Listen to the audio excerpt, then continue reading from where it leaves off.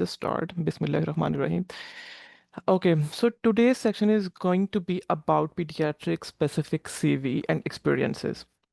So before we start and jump to my CV, I want to give an idea about how a pediatric residency looks like, especially for the intern year. And I really feel I'm the best person who can give you an idea because I just started my residency and completed 1 month of my internship here. So yeah, first year residents are called interns, and it's my internship, and that's why I'm calling myself an intern. So we pediatric starts like from the age of a baby is born and then till the age of 18 months.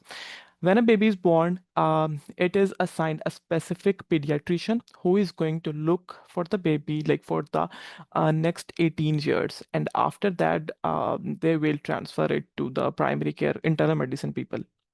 But it's so, I think it's so interesting and it's so fascinating that you are going to watch a kid grow from like the age of 0 years to the age of 18 years. And it gives so much like happiness and excitement to see a kid growing and doing well in his life. Honestly, for me, that's really excitement and joy and happiness. So when a baby, let's go stepwise. When a baby is born, they expect you to do what? For example, you are doing newborn nursery. When a baby is born, you are going to be so every hospital has different systems. Like for SUNY downstate, I am like working with 4 different hospitals, and every hospital has different systems to work with the newborn. But I will give a rough overview, and I'm not going to jump into different hospital criteria for newborn examinations and screening procedures. So when a baby is born, the nursery will call you to go and have a look at the baby. You go there and you do the newborn examination first. Um, what includes newborn examination? Newborn examination is basically it's just roughly from head to toe, you see the baby. For example, you examine the baby from the head. You like note any pertinent findings like caput, cephal, hematoma, cutis aplasia, or subgleal hemorrhage. Then also like you check the sutures, you check the fontanelles, are the fontanelles open, anterior fontanelle and posterior fontanelle. Anterior fontanelle is usually very obvious, but posterior fontanelle sometimes you cannot feel the posterior fontanelle. You see the sutures, you see are the sutures overriding or are they normal? You see any swelling or any bruise on the head. You see any rash on the head, you see any other abnormality. Then you come from the head, you come to the eyes. You see, are the eyes up slanting or down slanting? Because up slanting and down slanting are associated with different syndromes, for example, Down syndrome. Then you see the ear. You see, are the ears normal or low set ears? Low set ears are associated with Down syndrome. So basically, there is an imaginary line from the angle of the eyes that should meet the upper border of the eye of the ear.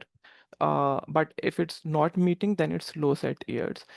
Uh, so wait, I should not teach you the newborn examination. I should just give you an overlook what a newborn examination looks like.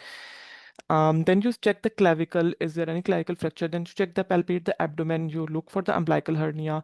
Then you check the genitalia of the newborn. Um, then if it's a male born, you check the palpate the test. If it's a female, then you check the clitoris and labia majora minora. And also you do the hip examination like Ortolani and Barlow test. You check the palm and the soles, you check for any rash on the baby. So it's like a rough newborn examination. But my point is like in your CV, you should mention newborn examination that you are very well and adept in doing a newborn examination. So like this.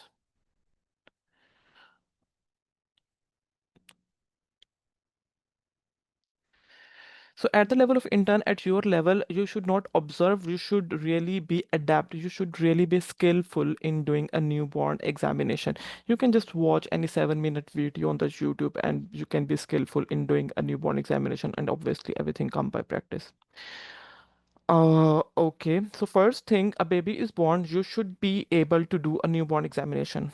So this comes the first point. Harsha and Amna, this is the first point for you. Routine newborn examination and newborn nursery. You should be able to do that. Then what you're gonna do? You are going to put the admission order for the baby. For the admission orders, it's usually three things: vitamin K, erythromycin ointment, and hepatitis B vaccine. Like these are the medical management. Otherwise, you admit the baby, you monitor the vital signs of the baby, you check the head circumference. Like you put the orders, nurses will do that. You put the order for weight check, assess the latch of the baby. You put the order of infant feeding, ask the mom if she wants to breastfeed or formula feed, and then all you put all these orders in your admission order set. Okay, but the main thing is here is vitamin K, erythromycin ointment, and hepatitis B vaccine. So here comes the second point, which is admission orders. You should be able to do admission orders for the newborn. Okay. Then you do your HNP, history and physical examination. So physical examination is the newborn examination that you guys just did. So the third point is HNP.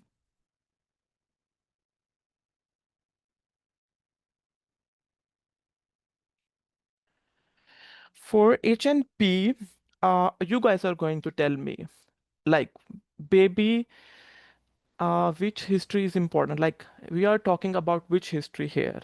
Because the baby is just born. How we are going to have the history of the baby? You guys are going to tell me. Just think, which history is important here?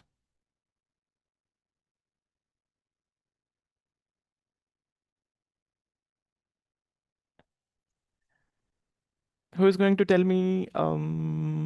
Yes, maternal history, antenatal history is very important here.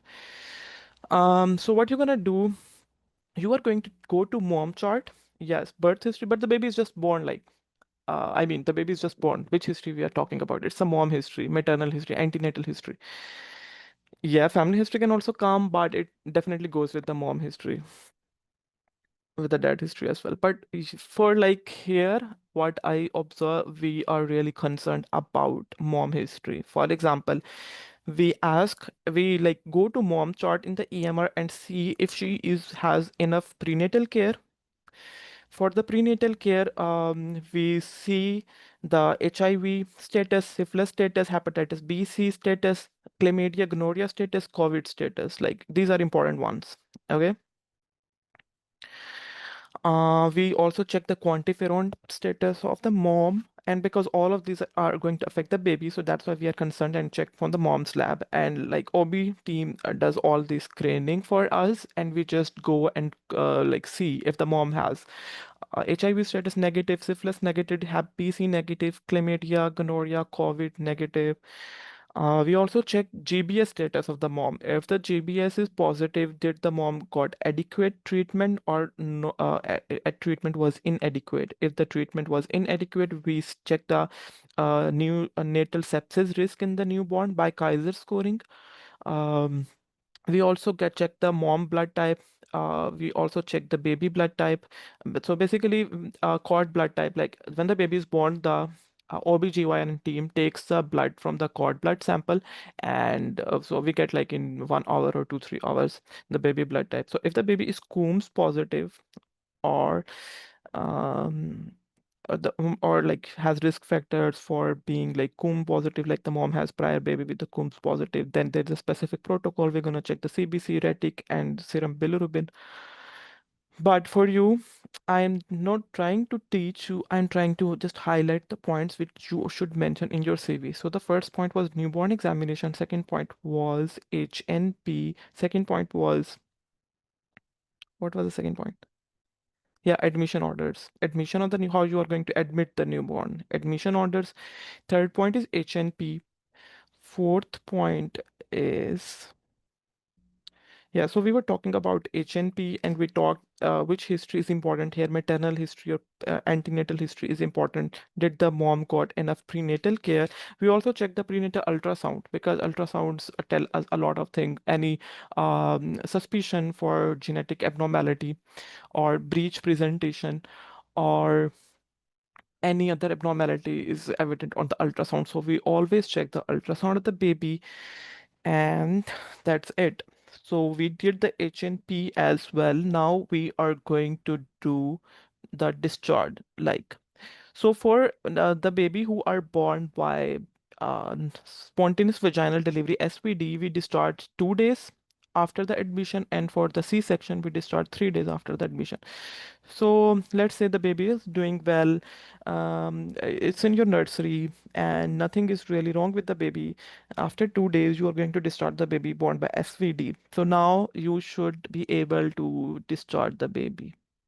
And there are as they have we have specific admission set, we have specific discharge order sets as well. Like before discharging, we should really note that the baby has voided, the baby has passed stools, the baby has passed hearing screen, the baby has passed screening for congenital heart disease. We do this by pre-ductal and post-ductal oxygen saturation, and we also check the red reflex. We also do the whole newborn examination again before discharging the baby. And yes, that's it before discharge. So in your CV, you're gonna mention that, uh, like you can just write a line of all those things I did admission, or I like if you're working in the US, then you cannot write I did. You can just say that I observed. I learned how to do admission orders, progress notes, and discharge summaries of the newborns. I learned how to do the newborn examinations, and any pertinent abnormality related to those examinations. I learned how to do the HNP of the newborn babies.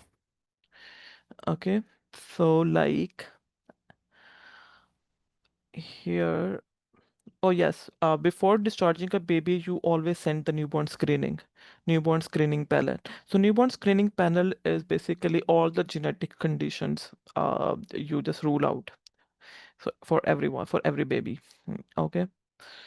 So here you mentioned about newborn examination, you mentioned about newborn screening, and also some of the abnormalities related to the newborns, like there is this thing hyperbilirubinemia in the baby. For example, after these are called 30 hours lab. 30 hours, after 30 hours, you always check the bilirubin in the baby. Um, like different hospitals have different protocols. Some hospitals do it by transcutaneous bili, and some hospitals like to do by serum bilirubin level. And there is this thing Billy tool. Some hospitals have directly incorporated this tool into the EMR, which takes to you to a graph that gives you a threshold. When should we start phototherapy for the baby, or when should we start exchange transfusion for the baby? So let's say if the baby has if the baby is Coombs positive, then the threshold is obviously going to be low, and you are going to start the phototherapy at a lower threshold for that baby. So you should be able to interpret hyperbilirubinemia, Billy tool, and you should be know the indications, or you should be knowing the indications for phototherapy in the babies. Okay. Likewise, there is another, like you should be able to know glucose monitoring protocol in the babies. So the fifth point was hyperbilirubinemia. Yes, Amna, you're writing. Just write these points. The fifth point is hyperbilirubinemia in the babies. You should be able to know about hyperbilirubinemia in babies and indications for the phototherapy. There's another thing, glucose monitoring protocol. Glucose monitoring protocol, for example, if the baby is in front of a diabetic mother, if the baby is late preterm, small for gestational age, or large for gestational age, you have to follow a protocol called glucose monitoring protocol because the babies are at risk of hypoglycemia. So you just check the D, order the nurse to do the D sticks for the baby, and one post feed and three pre feed, and should these glucose levels should be greater than 45. So write the another point, sixth point is glucose monitoring protocol. Okay. Also, you should be able to manage the babies who are large for gestational age or small for gestational age.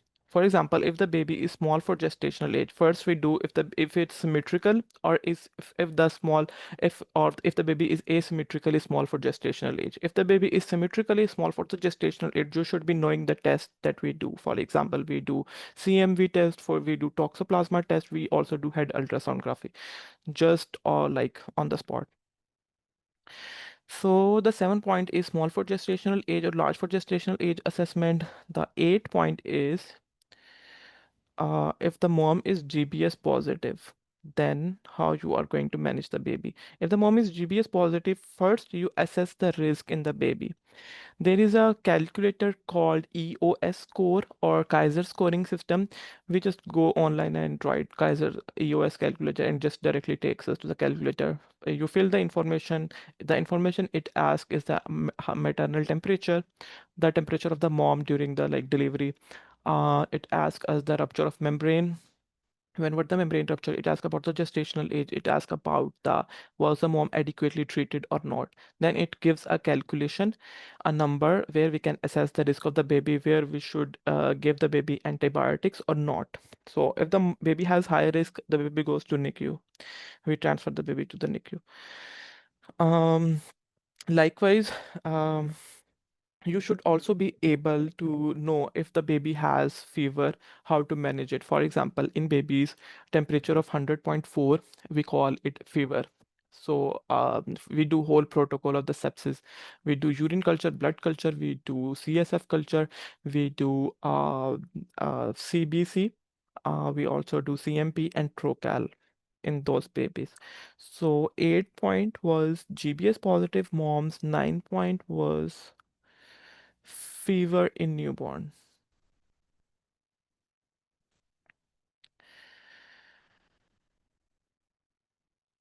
Okay.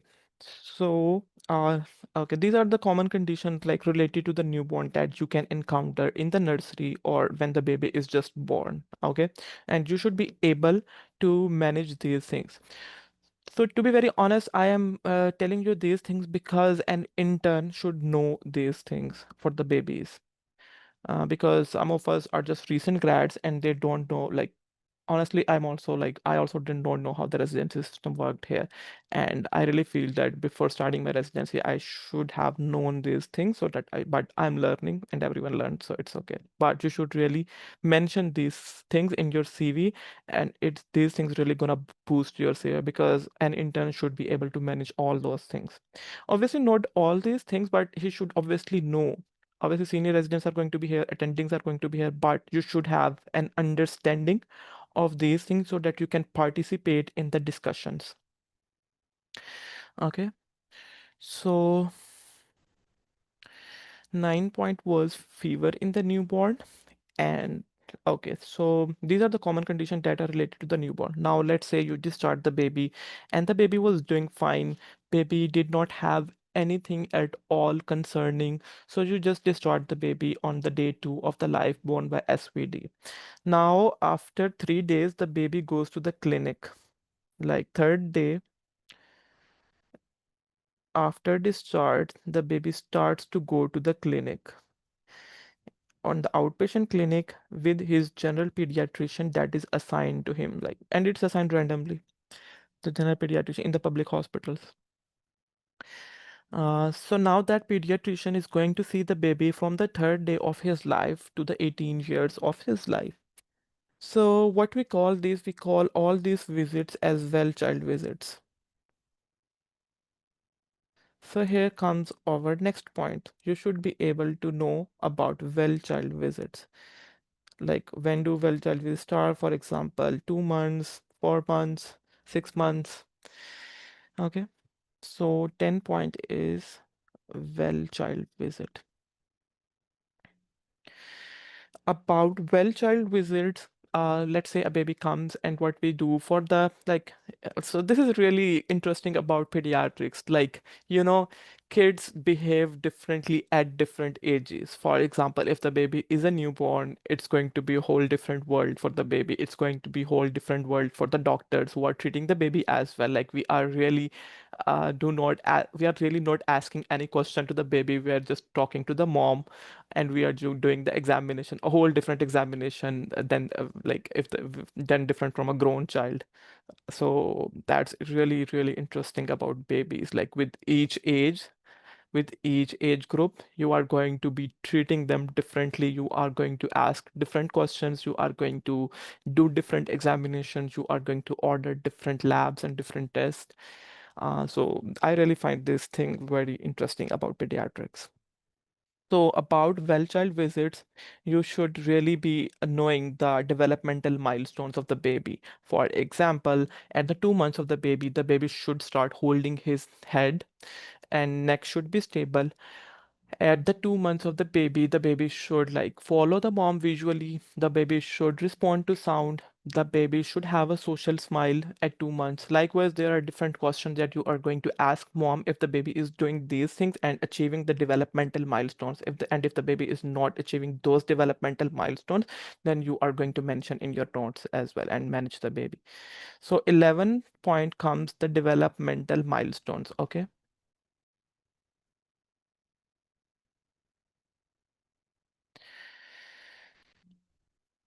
With the developmental milestones, you are also going to see how well the baby is growing. You are going to monitor the weight of the baby. You are going to monitor the length of the baby. And for the first few days, you are going to check the head circumference of the baby as well. So, because um, growth is really important for the baby, you ask mom how is she doing breastfeed or is she doing formula feed. You ask the mom about the elimination patterns, how is the stooling frequency, how is the urine frequency of the baby. So these things are important for the newborns babies. And yes, also another point comes, 12th point comes the immunization schedules. So, and this is really, really important. You should know the immunization schedule in the US. Immunization. Okay. The 12th point is immunization schedule in the baby. Uh, like, um, for the 2 months, we give uh, DTaP, hepatitis B, IPV, we give pneumococcal, and there's this whole schedule for the baby. Yes, DTaP. So you should know the immunization schedule in the children as well. Okay, particularly for the US. Because the only difference, like here in other countries, they give OPV, in US they give IPV, uh, intravenous polio. Um, then if let's say the child is growing well, immunized, he is catching up his immunization, he is catching up his growth, he is doing good in life. Then what and he's just visiting the clinic. Then the common medical conditions that he can encounter during all of these visits are, for example, he can get respiratory infection, he can get like viral illness, he can get Kawasaki disease, he can get asthma, so he can get anemias, iron deficiency anemia. So you should note all these common medical conditions encountered in the outpatient clinic. Okay, the 13th point is common medical conditions. Common medical conditions like respiratory illness, like skin rash, like Kawasaki disease, like common musculoskeletal conditions. So all those common conditions that are encountered, you should be able, like flu, like fever, these things. Okay. So also there is this thing like in the US, we always check lead levels in the babies, and we also do a quantiferon test before they go to school. Before they go to school, we have to do a complete procedure like hearing screen, vision screen, lead toxicity, and quantiferon test. Okay, so And that toxicity is very important in the US because a lot of buildings are really old here before that 1971. So children may get lead toxicity here. Uh, so other things that, let's say the child is doing well, and now we can go to like the age of 18 years. So here comes the adolescent medicine. At the adolescent medicine, the child we are going to do like all the sexual transmitted STI screening in all kids. We are going to do HPV vaccine, and we are going to assess for substance abuse. We are going to do a heads assessment on the baby, on the child. So these are the things that we are going to do for the adolescents. And so the 18 point, 19 point is adolescent medicine, adults.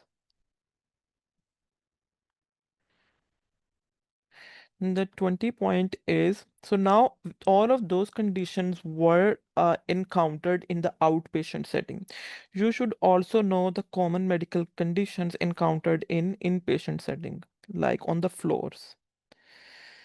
On the floors, children mostly come with the respiratory illness and end up having like they are having bronchiolitis, or because the kids are not able to get out those secretions out of their body, so those secretions actually cause like bronchiolitis, and sometimes even for most of the time, not most of the time, but literally it's common for the kids that they end up being in respiratory distress just because they have a respiratory infection and they could not get those secretions out, and now those secretions are really messing up with their respiratory system. So they end up being on ventilator just because of the common respiratory issue. So you should be able to manage the common conditions in the inpatient settings like the respiratory conditions. And honestly, you should know like when you should transfer a baby to pick you. For example, a child comes to you with bronchiolitis. He is admitted on the floor and he was doing well, but just an hour ago, the nurse calls you that the child is not doing well, and please come and assess the baby. You go and see the head bobbing, you see the baby is uh, having nasal flaring and open mouth. So then these are the signs that you should, or the use of accessory muscles. So you should transfer the baby to PICU. Otherwise, like in 2 hours, the baby will go to cardiac arrest because of lactic acidosis and all those stuff, not giving enough oxygen to the brain. So you should really know the indication when the baby you should transfer to the PICU. And also in the inpatient setting, you are going to admit lots of patients for constipation because kids here in the US, they don't have a good diet in the way they are really you having junk food and not having the balanced diet with a lot of fibers. So you are going to see constipation in the floors, you are going to see bronchiolitis, you are going to see respiratory illnesses, you are going to see also you are going to see anorexia because um, like young females here, they want to be look they want to look very good, so they are going to have anorexia. You should know how to manage anorexia. So for anorexia, you just like monitor if there are signs of dehydration, you monitor electrolytes, you also get psychiatry consult and social consult. That's it. These are the common conditions that you should know in the inpatient settings. So now let's see my CV.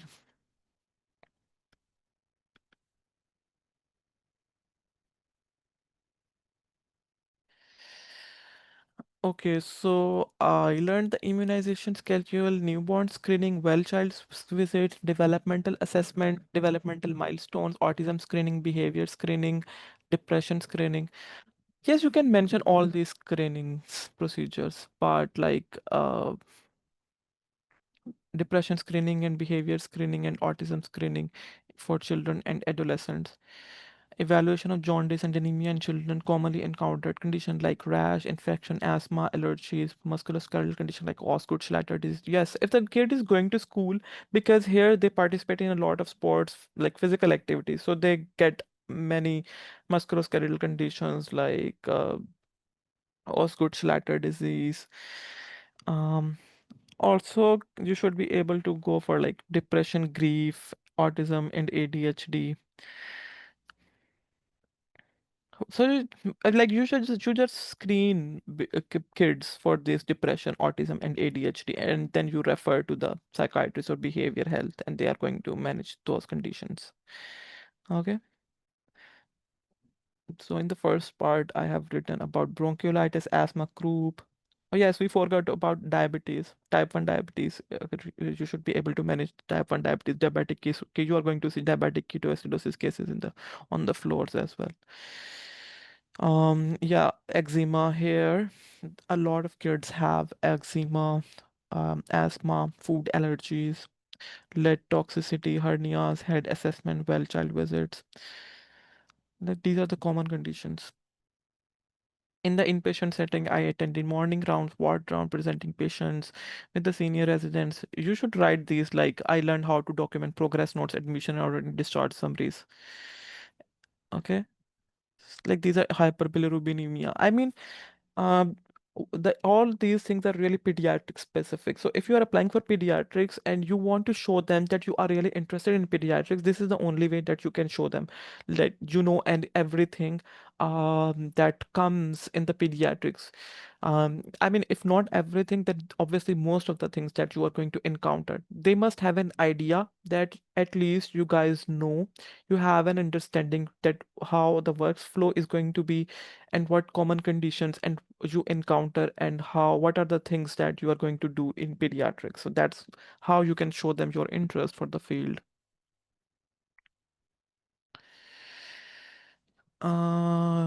So that's it about pediatrics. I really don't want you to mention your like NICU experiences because it goes out of the like an intern level. Like I mean, um, you can learn these in your NICU rotation, but an intern is mostly doing all these things like newborn for the nursery staff examination, and for the NICU is just mostly writing notes and observing.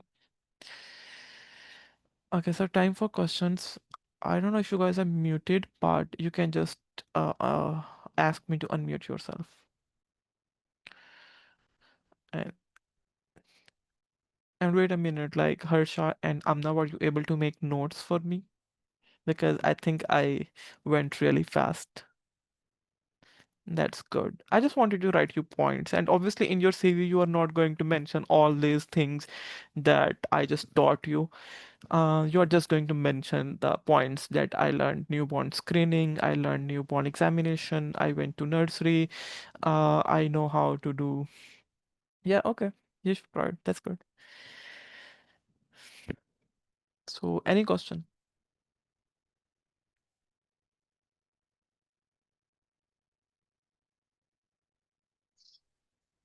Good morning, Dr. Bilal. I am Yes. Dr. Heather. Currently, I am doing observership in the US. So, my question is how many months of US clinical experience in pediatrics is good for match applicant? So if you ask me like a cutoff or like, so there is no standard thing to apply for. Like I always say this, there is no specific criteria that I say 6 months of US clinical rotation is really going to guarantee you or is really good for pediatrics for match. But I would say at least 1 month rotation must be there in your CV if you're going to apply for pediatrics. But as good as 3 to 4 months, you know. But you should have at least 1 month experience in the pediatrics. The least is 1 month, and the maximum can go to 3 or 4 months. Okay, is it compulsory to have a clinical rotation in your experience or inpatient rotation? Because currently I have 3 months of inpatient rotations in the pediatrics. So I was asking, should I extend my stay to get one outpatient rotation, or is it fine with the 3 months rotation? It is fine, but if you can get an outpatient rotation, then it's going to be perfect for you because you have inpatient and then outpatient experience. So it makes a whole good experience for you.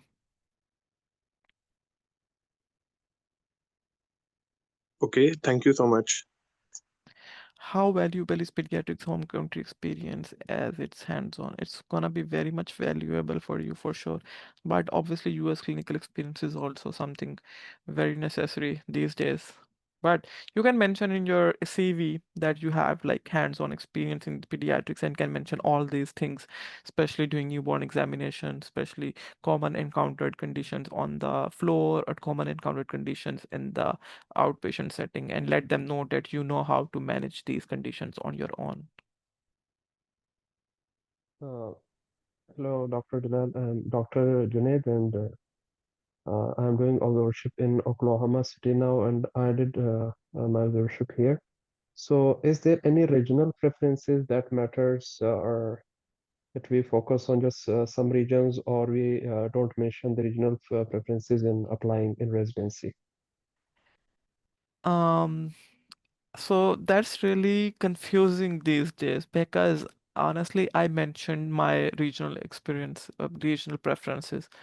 But like I have some friends who did not mention their regional experiences and they got their interviews from all over the US. If Mm. I talk about my experience, I got interviews only from the states that I preferred. So if you ask me now, then I'm going to recommend you not to Mm. put any regional preference.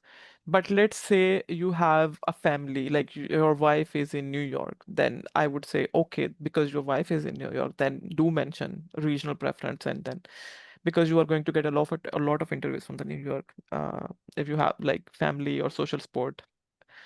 So it's really subjective and it's really personalized. Like, what do you want? Mm. But if you ask me, my experience, then I would not choose geographical preference. Thank you. Thank you. Yeah.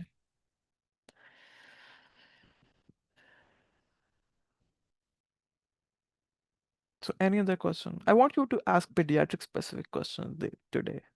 Is like now I'm back home. I'm resident, like doing diploma in child health. So will that benefit me to now I'm in US and my residency? I have stopped there my residency because of moving to USA. So how I mention that in my CV that I am also doing my observership here and my residency is also there back home. So. Is it the same person talking, Junaid? Yes, yes. Okay. So you have your residency then. How many years of residency do you have in US, in the home country? No, there's diploma in child health, just 2 years of. They offered me that you can come. The professor offered me that you can come when you want to.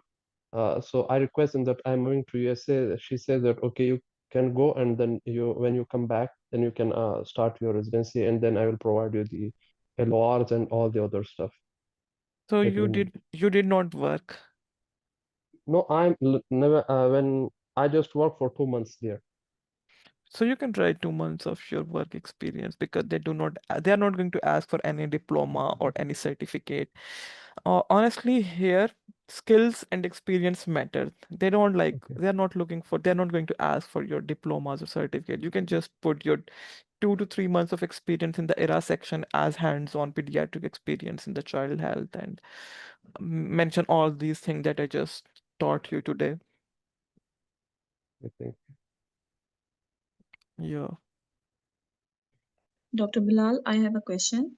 Yes. Uh, is doing like 1 month of observership in Peds, like I have an opportunity in August, is for a whole month. Is that better, or should I split that whole month in 2 weeks of observership in one setting and another 2 weeks in another different setting? So if you do two observership, like for 2 weeks, you are going to get Which one is better? two letters of Like recommendation, right? doing the whole month in a single hospital or splitting it into two different rotations under the different doctors in a different setting, 2 weeks each. So I have a question like, are you going to get two different letters of recommendation if you do? Yes, in that case, yes, So if obviously you are going to get two letters of recommendation, then that is doing 2 weeks. 2 weeks is good. better. Yeah, it's better for you All right. because yeah, it's already August and like otherwise I would have recommended to do like 1 month, 1 month, 2 months in different hospitals. But 2 weeks, 2 weeks is also fine. Okay. And there is another thing that I want to ask. That there's another opportunity with a doctor who is like very experienced and had a very good reputation. He offered the observership with him, but the problem is that his hospital isn't allowing any observers. So he offered that he will provide the letter of recommendation without the actual rotation. I I'm not sure about this. Like, is it a good idea? Um, because the other rotations, I have them, but they're not confirmed yet. Like, any of the rotation is not confirmed yet, and I don't have anything in my hand right now. Should I ask that doctor who is already willing to give me the letter? But the problem is that he's saying that he won't be able to keep me with him in the hospital because his hospital doesn't allow. So I'm very much confused about it. So like, what is the question? The question is that if I agree and like he gives me the LOR, but I'm not able to do the observership, all the experiences and everything would be like made up and it won't be in reality. So what will the impact, or what will obviously it will have some impact on me in my interviews and in future also.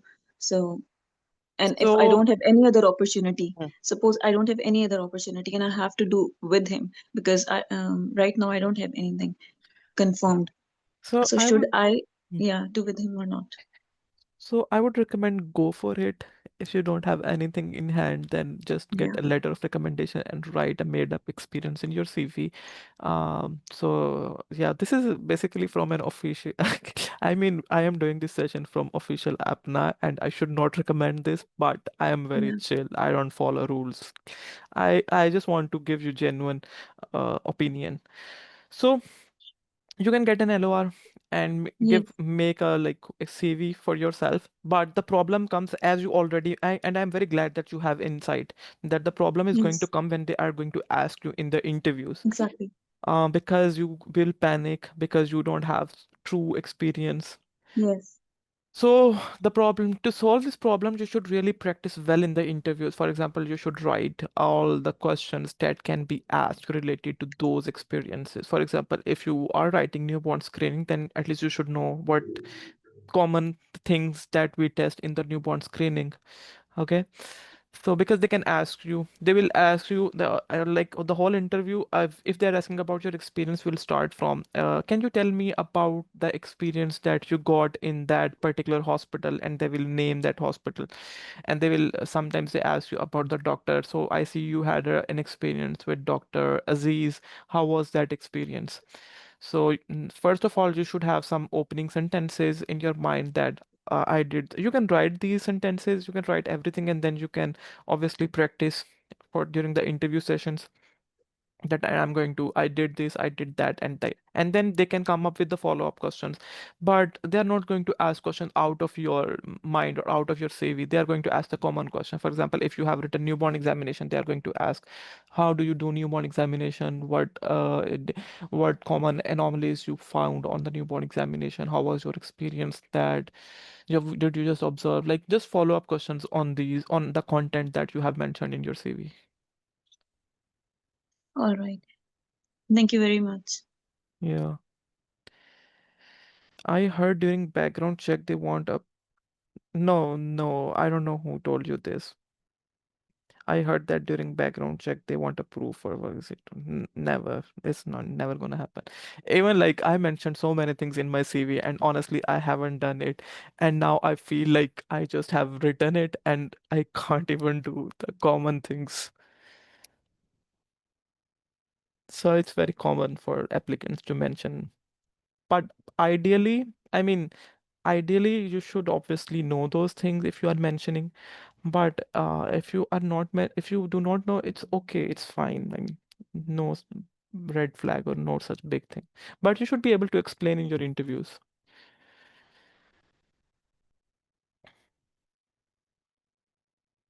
Any other question?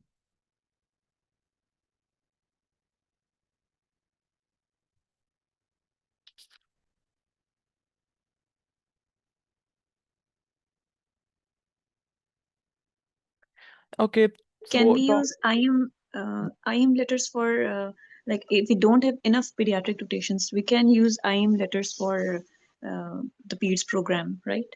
yes, you can use IM letters for the pediatric programs, and they so most of the pediatric programs really don't mind. Okay. But Mm. ideally, when they are going to rank you, obviously, let's say I have all the pediatric experiences in my CV, and you have all internal medicine experience in your CV, and we go both get interview from the same program. When they are going to rank me, obviously they are going to rank me above because they know this guy is more interested in pediatrics than you. Make sense? Yes, thank you very much.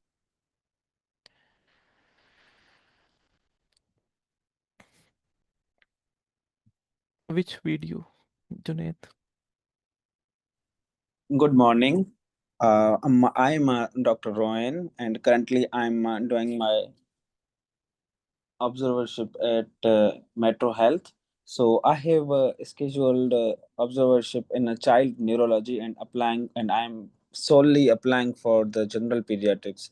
So so child neurology will be okay if I get the LOR from them. Can it create some conflict because you are doing your rotation in child neurology and applying in a general pediatrics? Can they ask me that why neurology? So no, child neurology is fine because child neurology falls with the pediatrics. We have during our residency we have rotations in child neurology. So they are not going to ask you why did you go to specifically child neurology because you are just doing a rotation. But like if you have are having all your rotations in child neurology, then that's not good. For example, you have a mixture, you should have a mixture of CV. I was also interned in psychiatry, so I did my rotation in child psychiatry, 2 or 3 rotations, and later I mentioned child psychiatry as well. So it never did harm to me. It was always good for me, because it's just another extra thing that you can mention in your CV, and it goes for pediatrics. So you are doing in Metro Health. I got an interview from Metro Health, and I know many people from Metro. Mm. All right, all right. I'll reach out to you after that. Yeah, you should reach out to the people there. There is a department chair, Abdullah Ghori. Yeah, Abdullah Hori. Yeah, yeah. I like emailed them and he said like I don't know about anything. Don't accept anymore. Yeah, I don't like that guy. Yeah, even the residents call him dinosaur. I Anyways, Thank you so much. Thank you so much. I got you. yes. Any other question? Dr. Bilal, there's another thing, and that I've done 2 internal medicine rotations, but I'm not going to apply in IM at all because I didn't have any other observership or P, so that's why I did IM. So can I've read somewhere that that if your observership is with the hospitalist, he can still like write refer you for suppose FM. Can I ask them to like not to mention that he's recommending me for any IM residency because I'm not going to apply in IM, and can I use that IM letter and uh, the doctor recommends that me for FM, or if I ask him for PEDS, is that possible? Yes, Or he you can can. only Yes, you. apply he can only recommend for IM? Yes, you can do it. Like, But and thanks to you for bringing up an important point here. For because the doctors, if you ask them to write a letter and their specialty is internal medicine, they write that we are recommending this particular applicant for internal medicine residency program. And if you are applying to multiple specialties and you assign the same letter to everyone, then it's a red flag for you. For example, they know it easily that you have applied for internal medicine, and then uh, are interested more in internal medicine because your preceptor has said that. So if you are getting a letter, just remind them to not to mention any particular specialty, especially if you are applying to multiple specialties. Okay, just they can just write a generic one. For example, they can just say that I'm recommending this applicant to your residency program. They are not, don't ask them to mention a particular residency. But let's say I am just interested in pediatrics and the preceptor is internal medicine, so then I will ask him, because I'm applying for pediatrics only and you are internal medicine people, so I want you to mention that I am more interested in pediatrics. Okay. Okay, and if I'm applying, if I talk about myself, I'm applying to FM and Peds, but I have to use those IM letters for both FM and Peds. So, what should my internal medicine doctor write in the letter so that the letter can be used for both FM and Peds? Is there any like thing that he can write? Like, I'm recommending doctor for what, like for pediatric residency program, for FM residency program, or for your program, just like you said. If you are just applying for pediatrics, then you can just write pediatric residency program. Okay, and if I'm applying to both, then what should be the uh, common thing that I can um, So use for both? obviously he is just going to write that your residency program and not Okay. mentioning any particular field. And I mean, he can just give you. Obviously, he's not going to mention particular things about pediatrics in the LOR because he's an internal medicine person. So but he can give you IM letter, but not anything particular about pediatrics, I guess. Yes. Yeah, so that's confusing actually. That's a confusing question, and Yeah, uh, that's how I wonder, like, how people use IM letter for peds.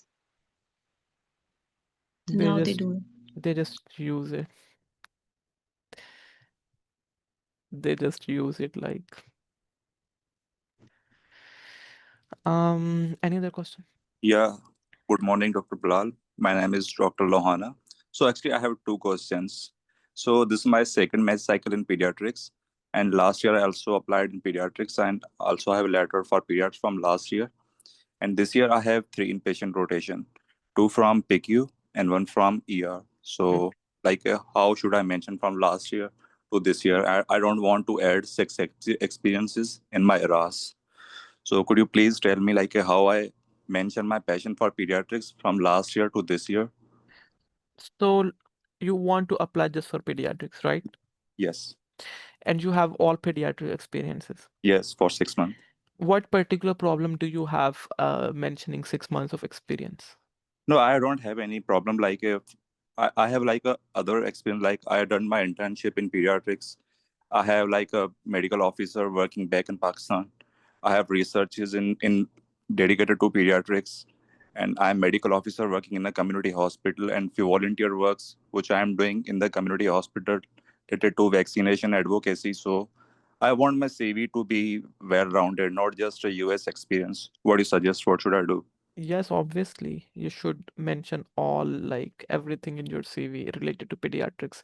What you can do, for example, in one section, so like there are different techniques to do that. There are different blocks in the ERA CV. What you can do if you have like 2-3 months of clinical experience in just one hospital, you can write the name of the hospital and just mention like the months, 2 to 3 months, and then mention in which departments did you work. If you do not have like those experience from the same hospital, then you can just mention the state, for example, New York, and then in your explanation you can write the names of the hospital that I did this observership in this hospital, I did this observership, and then you can write common points. What did you learn? Okay. Yeah. So I have one more question. So I have two PQ letter, one from attending and one from medical director from PQ. So which letter should I upload? And like one from Texas and one from Indiana. So which will carry more weightage? So I cannot tell you like that because honestly, it really depends on how well structured and how well the letter is written. For example, I have seen some of the clinic letters, but they are so good that they exceed the university letters. So it really depends on the letter. Yeah, because I have no idea what they will write because it will be waived. So I actually, Yeah. so my all letters from the Texas, only one is from the Indiana. So what program will like I think like this guy is only focused to one state. He's not applying broadly, or like just I have to like mention in my interview if I got interview from other state like I'm also dedicated to come in New York or another state from wherever I will get the interview because all of my letters from Texas mostly. So you are going to get interviews from the Texas. I'm not interested to like doing residency there, but like I don't know, like somehow I always So got opportunity from this Houston, Dallas, or like from if other I, all states. hmm, if I were you, I would like solve this problem by not picking up any geographical preference. And then when you do not pick up any geographical preference, they ask you for a reason. And in that reason, you can mention that I am open to work and I really want to explore more places, other places in the world. I do not have any particular geographical preference. Sounds good. Thank you. Yeah. Can you please confirm if Sunny Downstate Peds has specific criteria regarding score and Europe graduation according to your class of residency? So they do not have any cutoff. I don't think so they have any cutoff for year because I have seen some of the senior residents and I have seen some people with very low scores as well. So there is no criteria in our program. But you can go to the ERAS and let me know if they have like set up criteria this year. But I don't think so. They're going to have any criteria this year. Also, if the LORs from the previous years are not re-uploaded by the same author, do they lose value?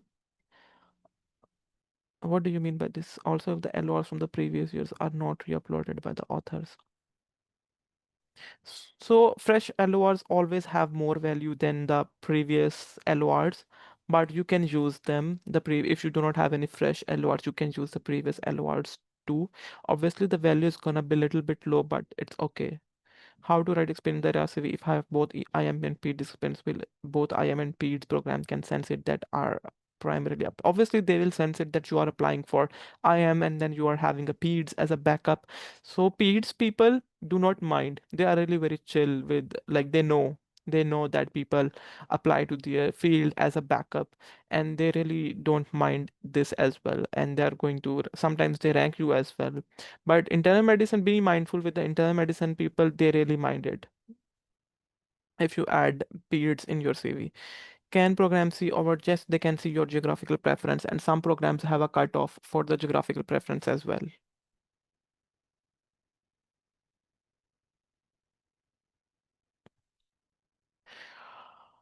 Okay, so I really want to mention one more thing that I mentioned in my other lectures that I was doing with on my own.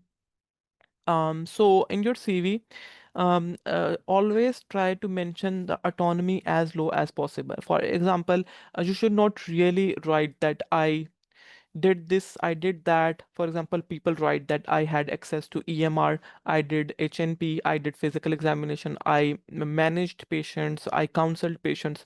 Always mention your autonomy on the low side. For example, you can mention that I took history and I did physical examination, but never mention you did the management. Always say you discuss the management plan, differentials, and diagnosis and treatment plans with your attending. Always mention if like you worked under supervision of your attending. For example, if you are using EMR, you are not allowed to use EMR here unless you have specific courses. Like here, before starting my residency, they made it sure that I have done and passed all the exams for the EMR. So you should just mention that under the supervision of my attending, I learned how to use EMR. Now you can see that there is so much difference between the two words. At one, for example, one applicant is saying that I did this, I did that, I did I wrote admission orders, I wrote admission notes, discharge orders, and progress summaries of the patients. And the other applicant is saying, I learned from my attending how to write admission notes, progress notes, and discharge summaries. For the second one, it is so clear that he is teachable, he is eager to learn, he is asking his attending, and then he learned. And for the first one, it gives him so much autonomy that he's so much proud to do things on his own. So there is so much difference. So always write, always give your attending the utmost priority than yourself in this way, and always mention that you learned. Always mention that like you learned, then you did. Focus on more what you learned than what you did. Okay, that's why I have mentioned I learned this that. Any other question?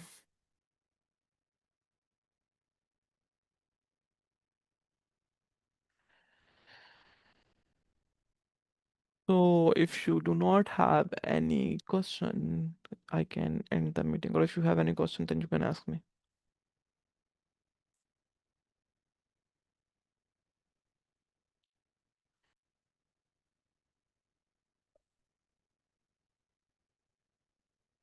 No question?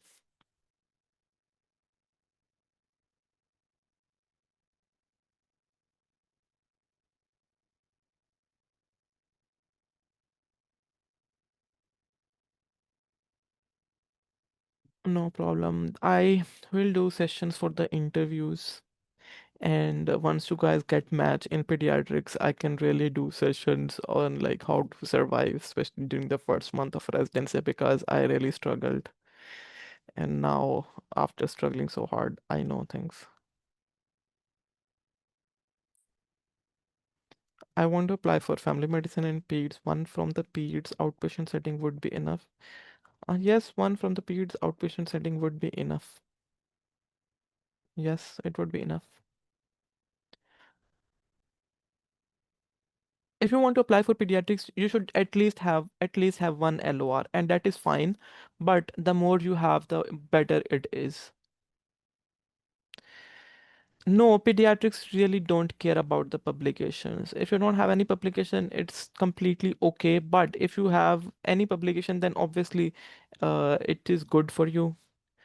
For example, if someone is having publication and if someone is having no publications at all, the one having publications is obviously a good applicant. But PEDs really don't look for publications. Multiple submitted publication. No, it's not a red flag at all. Oh, submitted. Yes, yes. This is like not a red flag, but is a gray area, is a shady area, I would say. It makes your application a little bit shady or gray. Like, so I guess five submitted publications is okay, but like let's say 10, 20 submitted, it's I guess that goes in the shady category or like gray area. So I would say five submitted is fine. But yes, do not have like 10, 20 submitted publications in your CV. What are they actually looking for pediatric residents? Oh my God, I can like do an 2 hour session on this question. They are so, but summarizing, they are really looking for a person who is passionate, who is compassionate, who is loving, caring, who has good communication skills, who knows how to be happy, who knows how to smile, who knows how to be good with patients and with others as well. So, like during the interviews, but actual real world scenario is different. I mean, with the patients, you can be good, but with everyone, you cannot be good. Obviously, you have some workplace conflicts everywhere.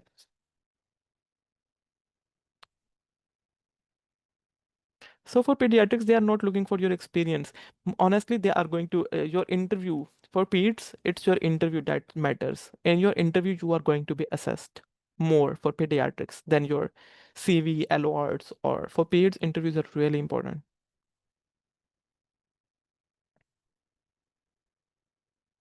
Yeah, I would recommend you during your interviews, you should have a big smile on your face. You should pretend to be happy.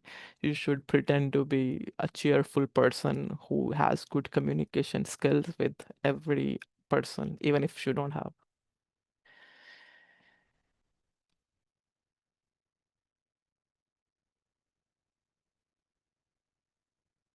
Okay, any other question?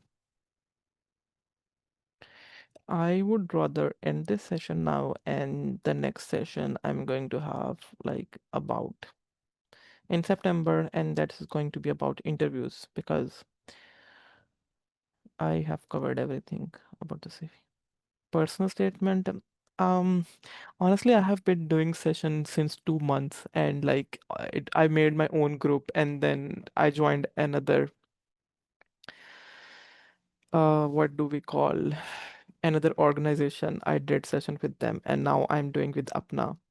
So I have done like literally 10, 20 sessions.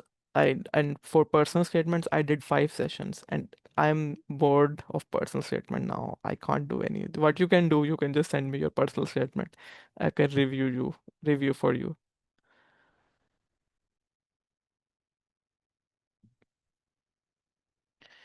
Yeah, I'm sorry I was not sending link in the APNA group. I should have sent the links in the APNA group as well.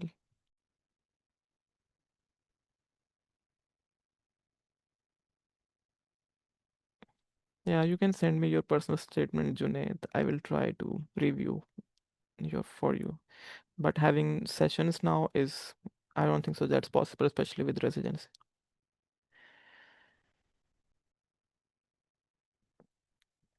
All right, thank you so much. I'm going to end this meeting. You can reach out to me if you have any other question on my personal number or maybe in the group as well. I really don't mind anything. Okay, Allah Hafiz, people.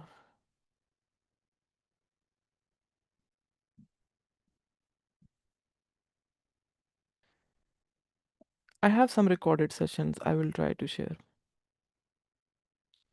Okay, Allah Hafiz. Okay, thank you. Okay, Rida. Okay, Allah Hafiz.